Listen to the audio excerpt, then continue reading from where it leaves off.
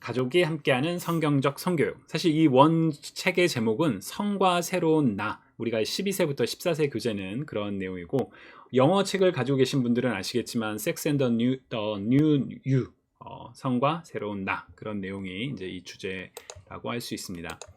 보시면 원래 이 교재는 성경적, 여기 보시면 우리 자녀 성경적 성교육 시리즈라고 해서 분당 우리 교회에서 아마 자매 기관인 것 같아요. 그 기독교 성윤리 연구소에서 한 이제 출판한 책에 총 이게 보시면은 10권으로 책이 나와 있거든요. 3세에서 5세, 6세에서 8세, 9세에서 11세.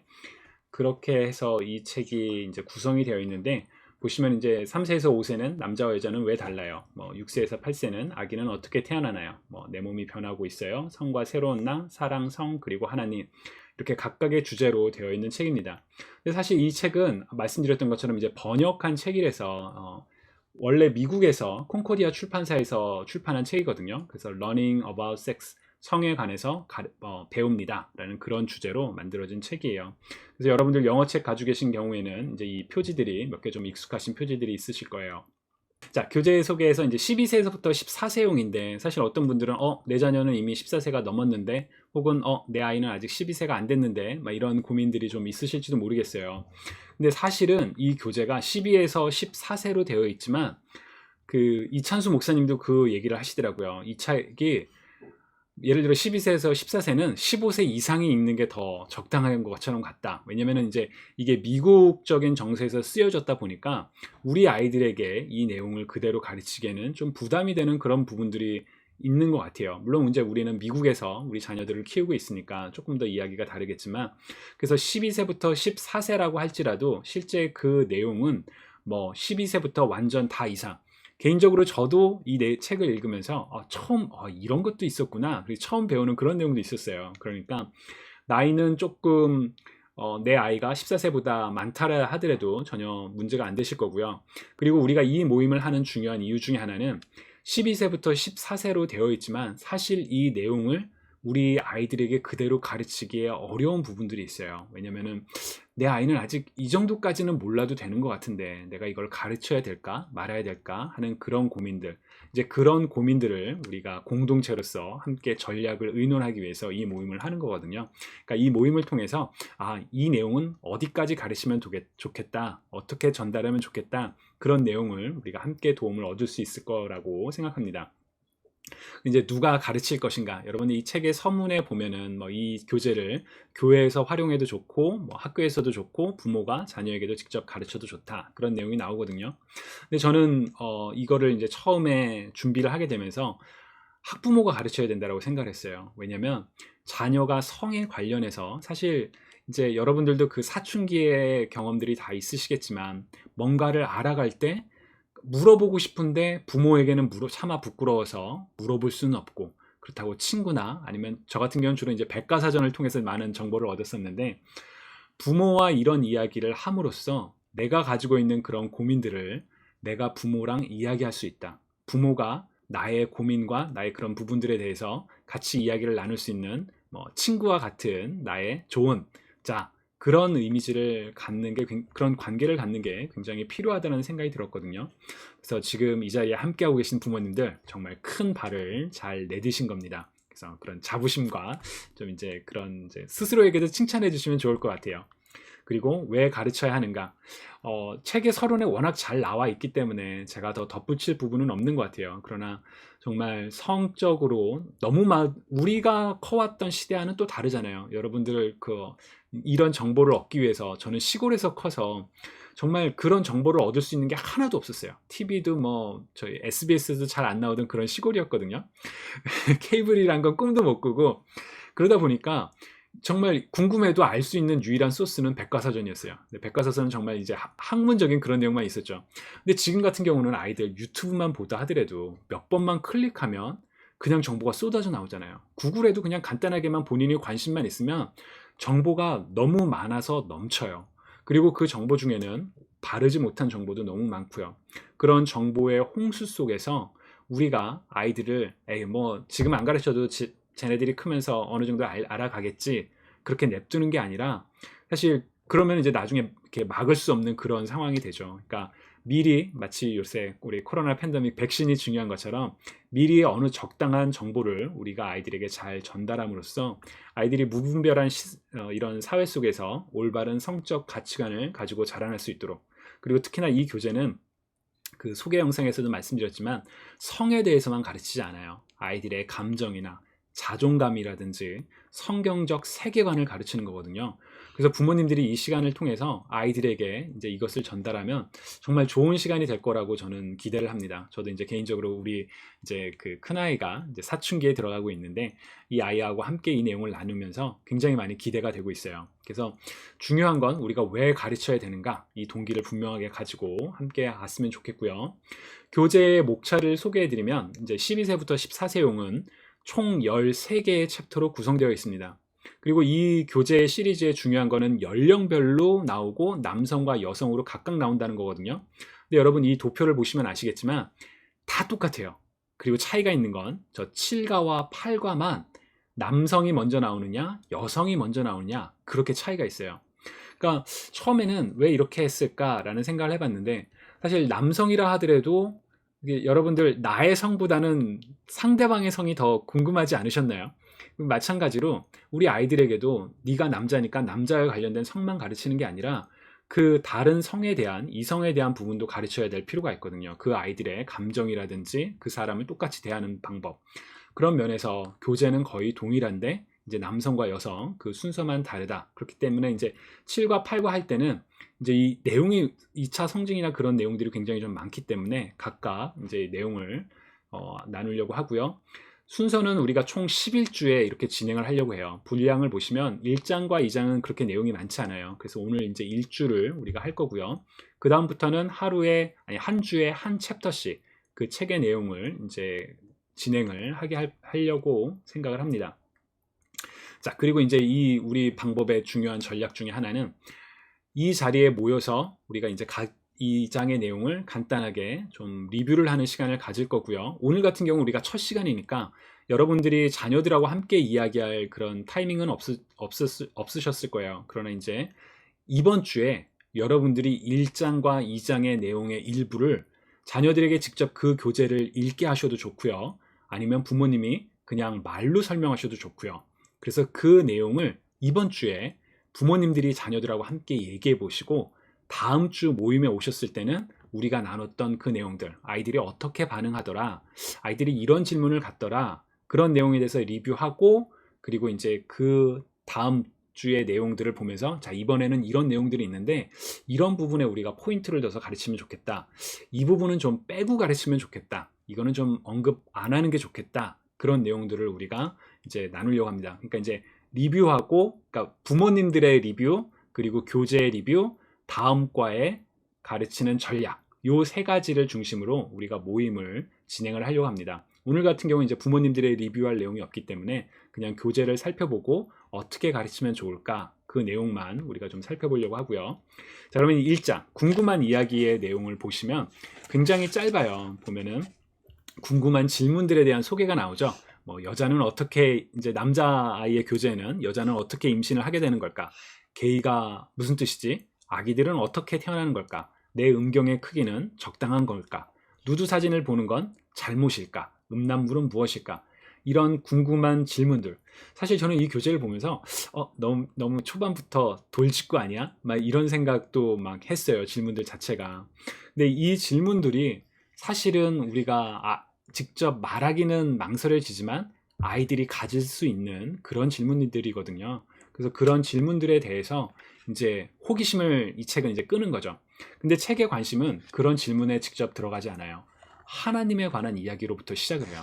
저는 이 교재가 가지고 있는 굉장히 큰 장점이라고 생각을 해요. 나는 성교육을 하려고 하는데, 나는 성에 대해서 배우려고 하는데, 우리는 지금 이제 그래서 아기는 어떻게 태어나는 거야? 나는 좀 내 신체가 적당한 건가? 막 이런 질문이 내 안엔 차 있지만 우리의 시선을 하나님께로 돌려요. 그래서 하나님에 관한 이야기를 먼저 시작을 하거든요. 그래서 여러분들이 이번 이 성교육을 자녀들하고 함께 진행하면서 계속 포인트를 둬야 되는 부분이 바로 여기 있는 것 같아요. 나는 지금 성을 가르치려고 하는 게 아니라 이 아이들에게 성경적인 세계관을 가르치는 거다. 근데 그 성경적인 세계관에서 이제 성이라는 사실 우리 삶에서 빼놓을 수 없는 부분이잖아요. 그 중요한 부분들을 같이 가르치게 된다. 이제 이런 거를 생각하시면 좋을 것 같고요. 이제 나의 질문들, 그럼 이제 내가 궁금했던 질문들은 무엇이 있는가? 그래서 보면 뭐 이 책에도 뭐 너는 어떤 질문들이 있니? 막 이렇게 실제로 대화체로 물어보거든요. 근데 자녀들에게 한번 이제 첫 모임을 자녀들하고 하시는 거잖아요. 그러면 너는 그동안 성에 대해서 궁금한 게 어떤 게 있었니? 라는 그런 질문들을 직접 해보시면 좋을 것 같아요. 근데 문제는 이 질문에 아이들이 진지하게 반응을 안 할 거라는 거죠. 왜냐면 우리가 그런 질문을 받아도 일단 방어 기제를 갖잖아요. 왜 나한테 이걸 물어보지? 나한테 뭘 하려고 그러지? 그래서 장벽을 무너뜨리는 게 좀 필요하다라고 생각을 해요. 제 개인적인 경험을 하나 얘기를 나누면 제가 이제 크리스찬 이제 무슨 9년 동안 코스를 다닌 적이 있거든요.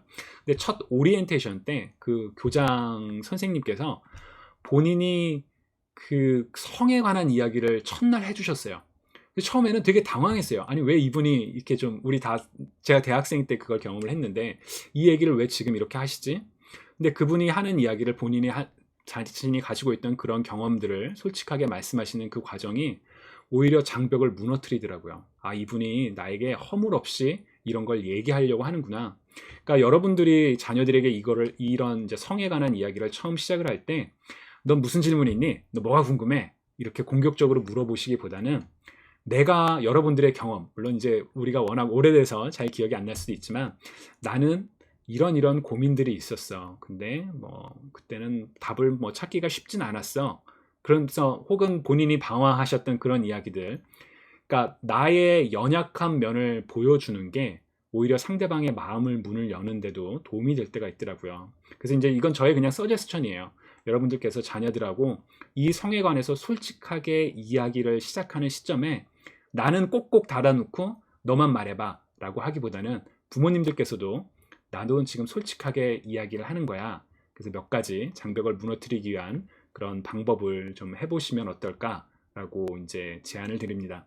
저도 이제 그래서 저희 아이하고 얘기할 때도 아빠는 그때 이런 게 너무 궁금했었어. 그래서 막 어떻게 했었어. 이런 얘기를 하려고 하거든요. 그게 이제 1장의 내용이고요. 사실 1장의 내용은 굉장히 짧아요. 그래서 이제 본격적인 내용은 2장부터 시작합니다. 너는 특별한 청소년이야. 네. 영어 교재 Am I normal? 그리고 한국어 교재에서는 제가 정상인가요? 라는 이 질문부터 시작을 해요. 저는 이 질문도 굉장히 좋은 질문이라고 생각이 드는 게 우리 아이들이 특히나 이제 많이 비교를 하잖아요. 그리고 이제는 뭐 SNS나 그런 게 너무 많다 보니까 다른 아이들하고 비교해 봤을 때 나는 좀 이런 게 부족한 것 같은데 혹은 이런 게 너무 과한 것 같은데 그래서 내가 이상한 거 아닌가? 라는 그런 생각. 특히나 이제 우리 같은 경우에는 미국에서 아이들이 자라나다 보니까 코리안 아메리칸이라는 그런 아이덴티티를 또 가지고 있잖아요. 외모도 이제 미국 아이들과도 또 다른 그런 많은 부분들에 있어서 내가 정상인가? 그 질문이 나로 하여금 열등감을 갖게 만드는 그런 과정으로 빠질 수가 있거든요. 근데 교재에서는 굉장히 접근을 잘해요. 그 질문을 하고 난 다음에 다루는 내용이 예수님이 나를 알고 있다.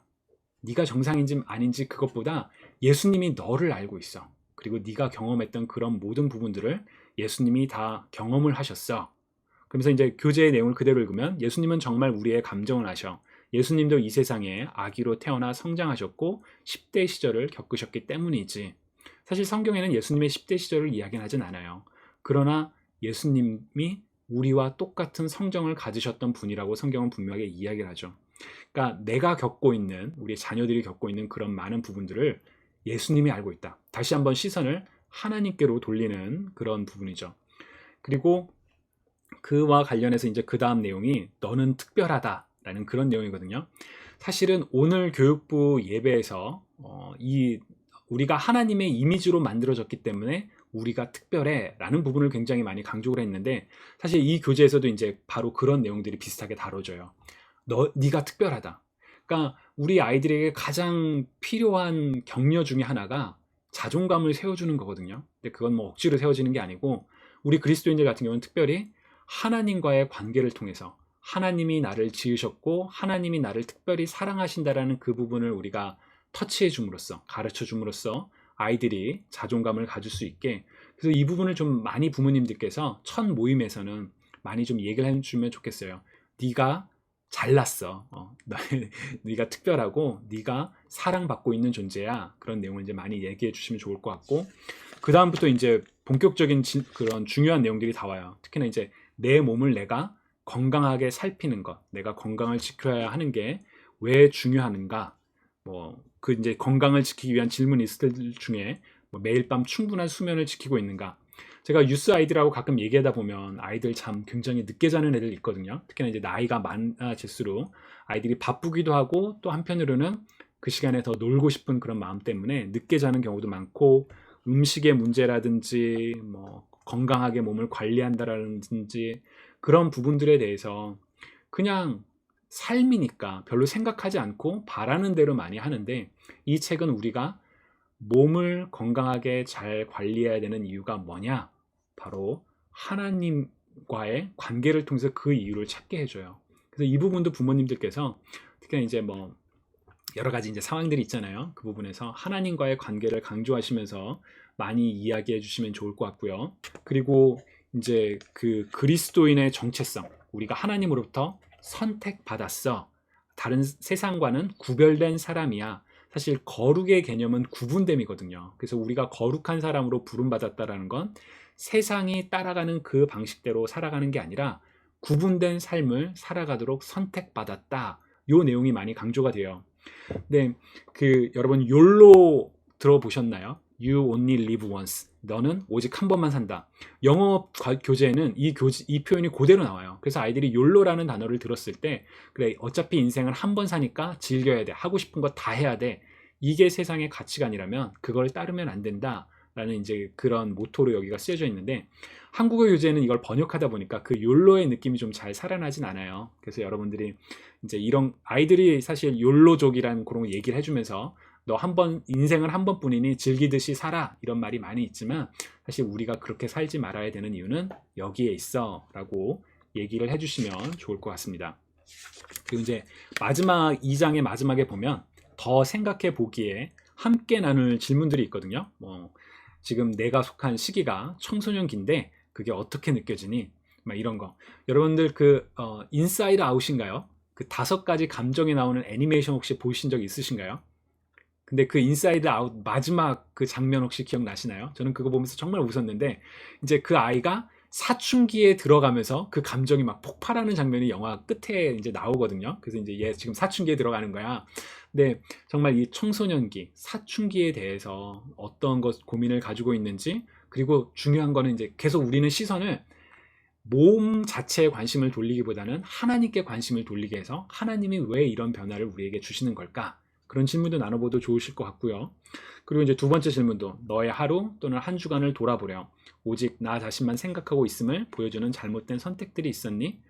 그러니까 이런 질문들을 나누시면 저는 그런 상상을 해봤어요. 제가 이제 저희 아이랑 이 이야기를 하게 될 때 그냥 단순히 성교육 혹은 뭐 성경적 세계관 교육 이것을 넘어서 부모와 자녀가 좀 진솔하게 진지하게 이야기하는 이 그 일종의 자리가 되겠구나. 그래서 자녀랑 사실 그렇지 않아도 세대 차이가 나고 그렇지 않아도 우리 자녀들하고 언어와 문화가 달라서 그 세대의 갭이 더 커지는데, 이런 시간들을 우리가 일주일에 한 번씩 자녀들하고 함께 이야기하면서 부모와 자녀 사이에 멀어져 있는 갭이 줄어드는 그런 기회가 되지 않을까라는 그런 생각이 들더라고요. 그래서 여기까지가 이제 1장과 2장의 내용이고요. 여러분들 그 이제 이 내용을 읽어보시고 그리고 이번 주에 꼭 자녀들하고 시간을 정하셔서, 아마 평일에는 대부분 부모님들도 바쁘시고 또 우리 자녀들도 학교 다니느라고 바쁘니까 아마 토요일이나 주일날이 이제 이것을 위한 시간이 되지 않을까라고 생각을 하는데, 꼭 자녀들하고 한번 이 내용들을 이야기해 보시고 그리고 이제 다음 주에 오셨을 때 내가 지난번에 얘기를 해보니까 이렇게 되더라, 그런 내용들을 나눠주시면 좋을 것 같습니다.